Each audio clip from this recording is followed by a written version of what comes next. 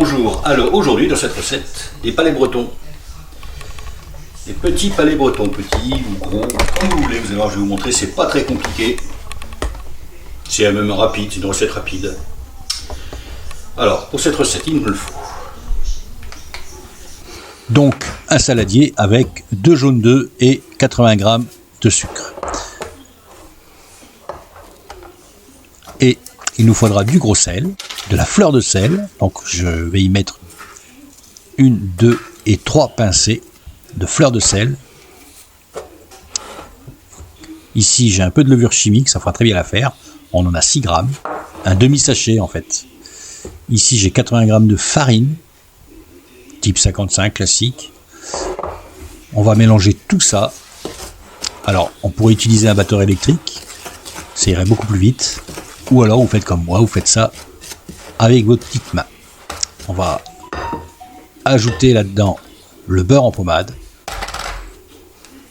Et on va pétrir cette pâte. On va obtenir une pâte homogène, genre pâte à tarte, mais beaucoup plus souple. Voilà, comme ça.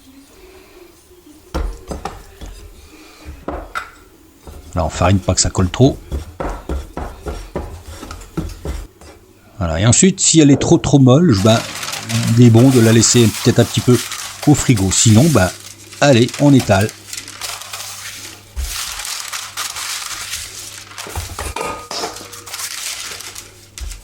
On étale doucement avec un roule à tarte. Alors vous étalez de l'épaisseur que vous souhaitez. Il faut savoir qu'avec la levure boulanger, de la levure chimique, vos petits palets vont pratiquement doubler de volume. Donc moi, pour la recette que je veux faire, je veux avoir des petits palets pas trop épais. Donc j'étale environ 1,5 cm, et avec un emporte-pièce ou avec un verre, ce que vous avez, vous dessinez des cercles et vous avez préchauffé un four à 180 degrés.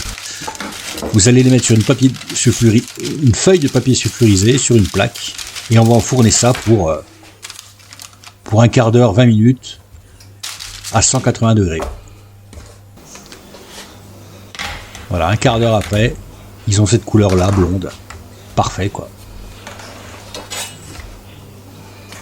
Alors moi je vous conseille de les mettre de faire des petits sablés et de les mettre dans des moules, parce que des fois ils ont tendance à s'étaler un peu et à être un peu difformes, pas très rond.